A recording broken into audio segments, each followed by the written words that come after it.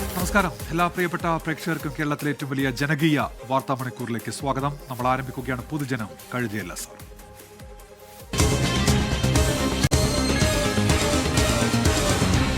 പൊതുജനം കഴുതയല്ല സാർ. സമീപകാലത്ത് കേരളം നേരിടുന്ന വലിയ പ്രശ്നങ്ങളിൽ ഒന്നാണ് തെരുവുനായ ശല്യം. സുപ്രീം കോടതിയുടെ ഭാഗത്ത് നിന്ന് ഈ വിഷയത്തിൽ വന്ന ചില സുപ്രധാന ഇടപെടലുകളിലേക്കാണ് നമ്മൾ ആദ്യം പോകുന്നത്. രാജ്യത്തെ തെരുവുനായ ശല്യത്തിൽ സുപ്രധാന വിധിയുമായി സുപ്രീം കോടതി. തെരുവുനായ പ്രശ്നത്തിൽ ദേശീയ തലത്തിൽ നയം വേണം എന്നാണ് സുപ്രീം കോടതി വ്യക്തമാക്കിയത്. വിഷയവുമായി ബന്ധപ്പെട്ട ഹർജികളിൽ എല്ലാ സംസ്ഥാനങ്ങളെയും കോടതി കക്ഷി ചേർത്തു. അക്രമകാരികളല്ലാത്ത നായ്ക്കളെ വന്ധ്യംകരണത്തിന് ശേഷം തുറന്നുവിടണമെന്നും മൃഗസ്നേഹികൾക്ക് തെരുവ് നായ്ക്കളെ ദത്തെടുക്കാമെന്നും കോടതി ചൂണ്ടിക്കാട്ടി. അതേസമയം ABC ചട്ടം പൊളിച്ചെഴുതണം എന്ന് മന്ത്രി MP രാജേഷ് ആവർത്തിച്ചു. ഡൽഹിയിലെ തെരുവുനായ പ്രശ്നം രൂക്ഷമാവുകയും തദ്ദേശ സ്ഥാപനങ്ങൾ നോക്കുകുത്തിയാവുകയും ചെയ്തതോടെയാണ് വിഷയം ആദ്യം കോടതി കയറുന്നത്.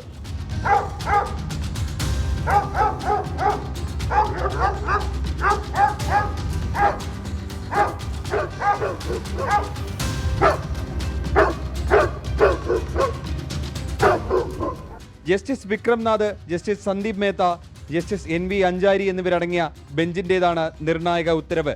ഡൽഹിയിലെ തെരുവ് നായ്ക്കളെ പിടികൂടി 8 ആഴ്ചയ്ക്കുള്ളിൽ കൂട്ടിലടക്കണമെന്ന 2 അംഗ ബെഞ്ചിന്റെ ഉത്തരവ് തിരുത്തിയ കോടതി വിഷയം ദേശീയ തലത്തിലേക്ക് കൂടി വ്യാപിപ്പിക്കുകയായിരുന്നു. ഇതിന്റെ ഭാഗമായാണ് സമാനമായ ഹർജികൾ ഹൈക്കോടതികളിൽ നിന്ന് സുപ്രീം കോടതിയിലേക്ക് മാറ്റാൻ നിർദ്ദേശിച്ചത്. ഏകീകൃത നയം രൂപീകരിക്കുന്നതിനായി എല്ലാ സംസ്ഥാനങ്ങളെയും കേന്ദ്രഭരണ പ്രദേശങ്ങളെയും കേസിൽ കക്ഷി ചേർത്തു. 8 ആഴ്ചയ്ക്കുള്ളിൽ മറുപടി നൽകാനാണ് കോടതി നിർദ്ദേശം. പുതിയ ഉത്തരവ് പ്രകാരം ഡൽഹിയിൽ അക്രമകാരികളല്ലാത്തതും പേവിഷബാധ ഇല്ലാത്തതുമായ തെരുവ് നായ്ക്കളെ വന്ധീകരിച്ച ശേഷം തുറന്നുവിടണം. പൊതുസ്ഥലങ്ങളിൽ തെരുവ് നായ്ക്കൾക്ക് ഭക്ഷണം നൽകാൻ അനുവദിക്കരുത്. ഇതിന് പ്രത്യേക കേന്ദ്രങ്ങൾ തദ്ദേശ സ്ഥാപനങ്ങൾ ഒരുക്കണം. മൃഗസ്നേഹികൾക്ക് വേണമെങ്കിൽ തദ്ദേശ സ്ഥാപനങ്ങൾ വഴി നായ്ക്കളെ ദത്തെടുക്കാം. സംസ്ഥാനങ്ങളെ കക്ഷി ചേർക്കാനുള്ള നിർദ്ദേശം സ്വാഗതാർഹമെന്ന് തദ്ദേശ വകുപ്പ് മന്ത്രി MP രാജേഷ്. സംസ്ഥാനങ്ങളാണല്ലോ ഈ കെടുതി അനുഭവിക്കുന്നത്. ചട്ടം കൊണ്ടുവന്നത് കേന്ദ്രവുമാണ്. നിലവിലുള്ള ABC ചട്ടങ്ങൾ അപ്രായോഗികമാണ് എന്ന വാദം ഇനി ആർക്കും സംശയ അക്കാര്യത്തിൽ ഉണ്ടാവുമെന്ന് എനിക്ക് തോന്നുന്നില്ല. ഈ ABC ചട്ടം പൊളിച്ചെഴുതിയേ പറ്റൂ. ഫലപ്രദമായിട്ടുള്ള നടപടികളുമായിട്ട് കേന്ദ്രം വരണം. അതിന് സുപ്രീം കോടതിയുടെ ഇടപെടൽ സഹായിക്കുമെന്നാണ് ഞാൻ പ്രതീക്ഷിക്കുന്നത്. കോടതി ഉത്തരവ് രാഹുൽ ഗാന്ധി, മനേക ഗാന്ധി ഉൾപ്പെടെയുള്ള നേതാക്കളും മൃഗസ്നേഹി NGOകളും സ്വാഗതം ചെയ്തു.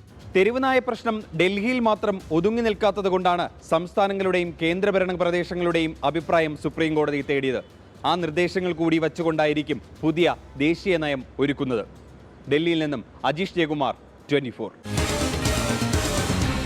പൊതുജനം കഴുതയല്ല സാർ. വെളിയുടെ വിസർജന മുക്ത കേരളത്തിലാണ് നാം ഇന്ന് ജീവിക്കുന്നത്. എന്നാൽ സമ്പൂർണ്ണ ശുചിത്വ യജ്ഞമൊക്കെ അതിന്റെ മുറയ്ക്ക് അങ്ങനെ നടക്കുമ്പോൾ പൊതു ശൗചാലയങ്ങൾ ഇല്ലാതെ ബുദ്ധിമുട്ടുകയാണ് കൊല്ലം പുനലൂർ നഗരത്തിലെത്തുന്നവർ. വൃത്തിഹീനമായ ശൗചാലയങ്ങൾ നന്നാക്കാൻ ഇതുവരെയും നടപടിയായിട്ടില്ല.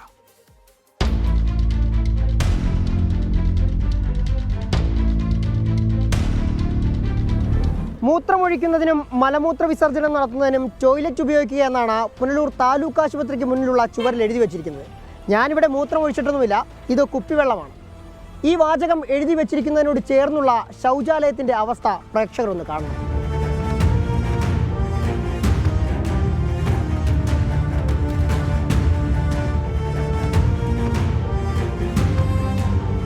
ശൗചാലയങ്ങൾ ഉപയോഗിക്കണമെന്ന എഴുത്ത് ആകർഷകമായ ചിത്രങ്ങൾ ഉൾപ്പെടുത്തി പുനലൂർ പട്ടണത്തിൻ്റെ പലയിടങ്ങളിലും ആലേഖനം ചെയ്തിട്ടുണ്ട്. പക്ഷേ ഉപയോഗിക്കാൻ ശൗചാലയങ്ങളില്ലെന്ന് മാത്രം. ഉള്ളതിൻ്റെയൊക്കെ അവസ്ഥ ദാ ഇങ്ങനെയും.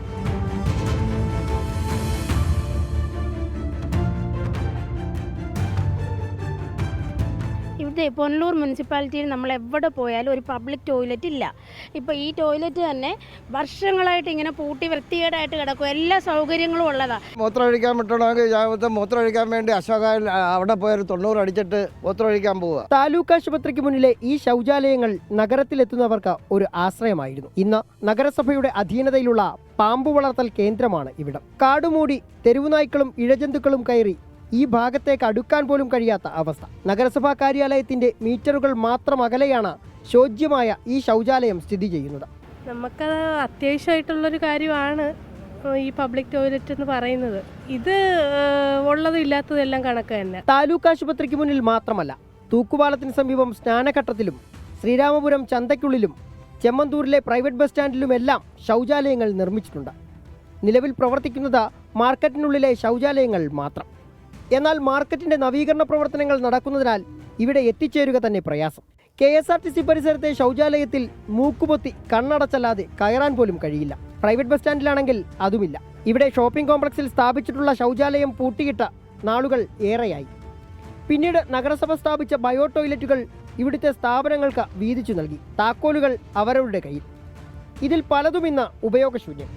ജീവനക്കാരായ സ്ത്രീകളുടെയൊക്കെ സ്ഥിതി പരമദയനീയമാണ്. അപ്പോൾ ഇവിടുത്തെ ഈ വൃത്തിയില്ലായ്മ ഉള്ള ബാത്റൂം വേറെ ബാത്റൂമൊക്കെ ഉണ്ട്, എന്നാൽ പോലും അതും ഉപയോഗിക്കാൻ പറ്റുന്ന രീതിയിലുള്ള ബാത്റൂം അല്ല.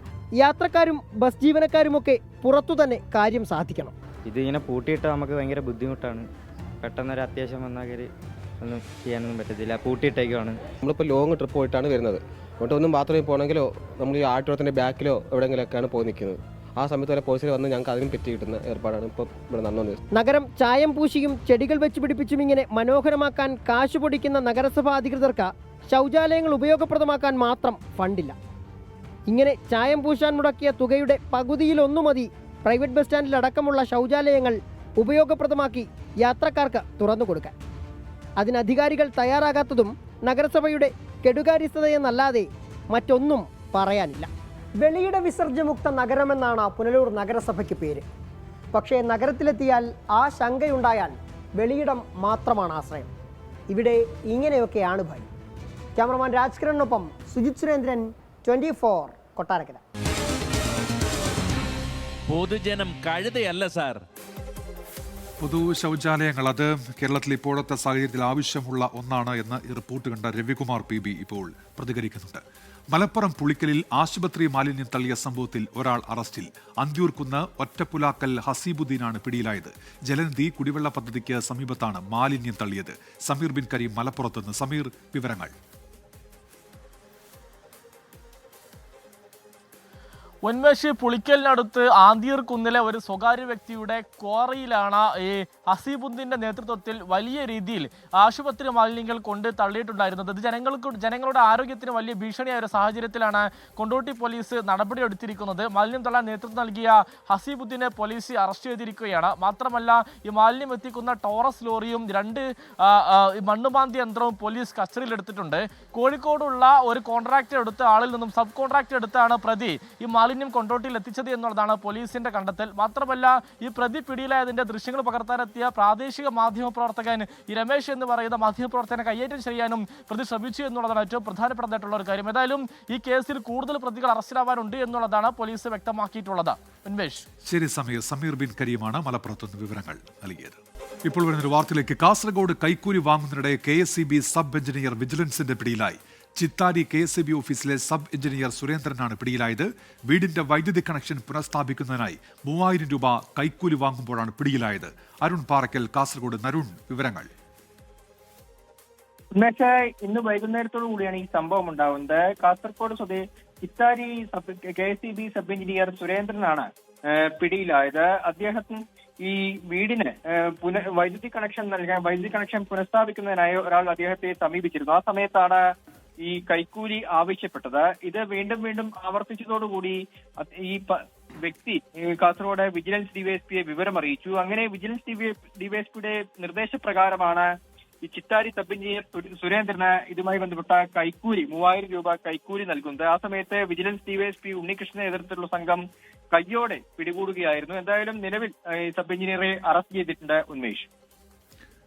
ശരി, അരുൺ പാറക്കലാണ് വിവരങ്ങൾ നൽകിയത്. കോഴിക്കോട് NIT ഹോസ്റ്റലിൽ നിന്നുള്ള മാലിന്യങ്ങൾ സമീപത്തെ ജനവാസ മേഖലകളിലേക്ക് ഒഴുക്കിവിടുന്നുവെന്ന് പരാതി. വർഷങ്ങളായി ഉന്നയിക്കുന്ന മാലിന്യ പ്രശ്നത്തിന് പരിഹാരം കാണാൻ NIT അധികൃതർ തയ്യാറാകുന്നില്ല എന്നാണ് ആരോപണം. സംഭവത്തിൽ പ്രതിഷേധവുമായി നാട്ടുകാർ രംഗത്തെത്തി. മാലിന്യ പ്രശ്നത്തിന് പരിഹാരം കണ്ടെത്തിയില്ലെങ്കിൽ പ്രതിഷേധം കടുപ്പിക്കാനാണ് തീരുമാനം. ഏറെ നാളുകളായുള്ള പ്രശ്നമാണിതെന്നാണ് നാട്ടുകാർ പറയുന്നത്. രാത്രിയിലും മഴയുള്ളപ്പോഴും മലിനജലം തോട്ടിൽ കൂടി പുറത്തേക്ക് ഒഴുകിവിടുന്നെന്നാണ് നാട്ടുകാരുടെ പരാതി.